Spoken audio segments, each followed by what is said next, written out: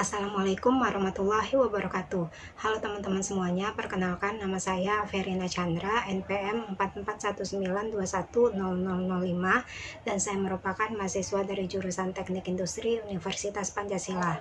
Nah, baik teman-teman, pada kesempatan kali ini saya akan menjawab dan menjelaskan mengenai soal nomor 2 pada UTS mata kuliah APSI, yaitu saya akan menjelaskan mengenai bisnis proses dengan 4 level menggunakan aplikasi online, yaitu Draw.io ya teman-teman.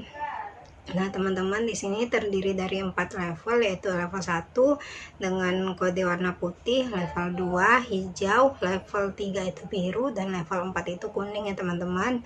Nah baik, langsung saja kita masuk ke Draw.io yang telah saya buat. Nah teman-teman, pertama-tama kita menuju ke level 1 dulu ya teman-teman.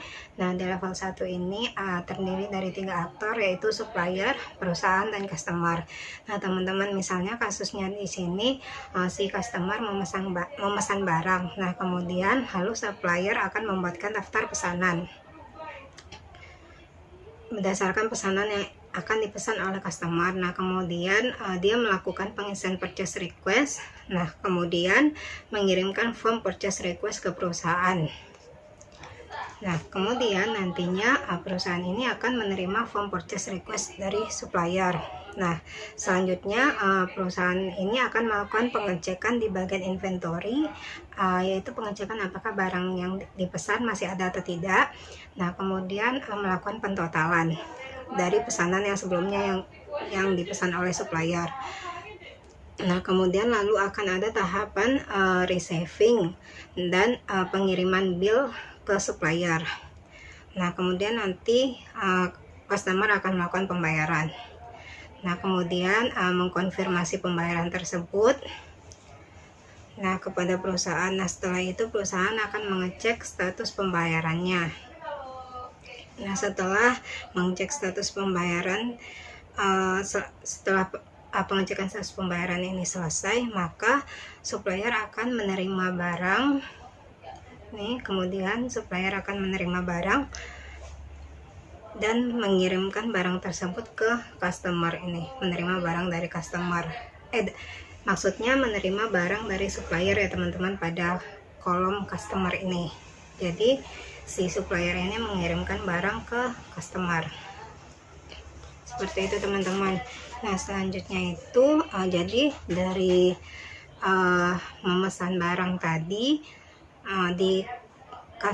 tadi si customer akan menunggu barang tiba sampai semua proses antara supplier dan perusahaan selesai. Nah maka customer akan menerima barang dari supplier ini ya teman-teman. Nah setelah itu akan dilakukan receiving oleh customer berdasarkan kesesuaian pada pesanannya yang awal. Nah selanjutnya itu akan dilakukan proses pembayaran. Nah proses pembayaran antara customer dan supplier. Nah selanjutnya proses ini telah selesai. Nah teman-teman, selanjutnya kita menuju ke level kedua.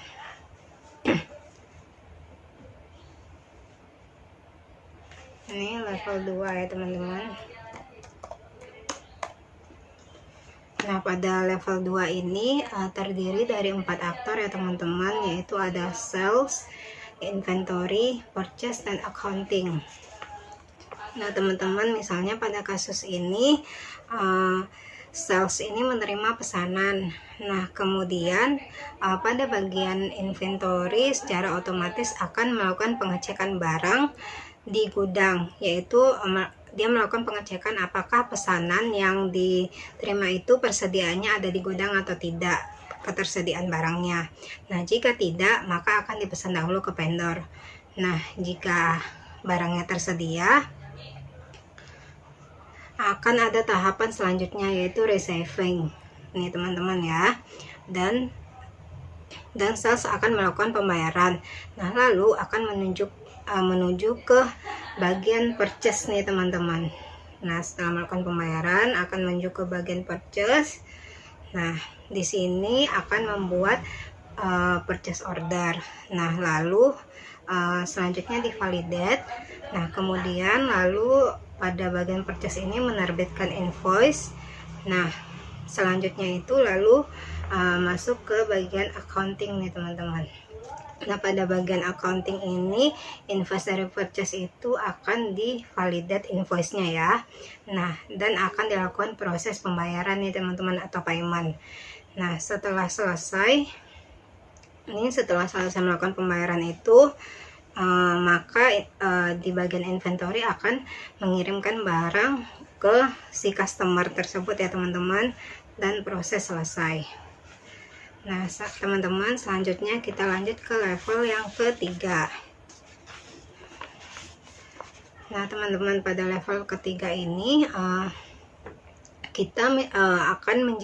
saya akan menjelaskan mengenai menu-menu yang ada di beberapa aktor seperti sales, inventory, purchase, dan accounting. Nah, contohnya pada bagian sales ini terdapat quotation, to invoice, product, reporting, dan configuration. Nah, pada bagian inventory ini terdapat overview, operation, product, reporting, dan configuration. Nah, pada bagian purchase ini terdapat order, products, reporting, dan configuration. Selanjutnya pada bagian accounting ini terdapat dashboard, customer, vendors, accounting, reporting, dan configuration. Nah, selanjutnya kita menuju ke level yang terakhir, yaitu level 4. Nah, ini adalah menu-menu yang biasanya sering digunakan pada aplikasi Odoo sendiri ya teman-teman.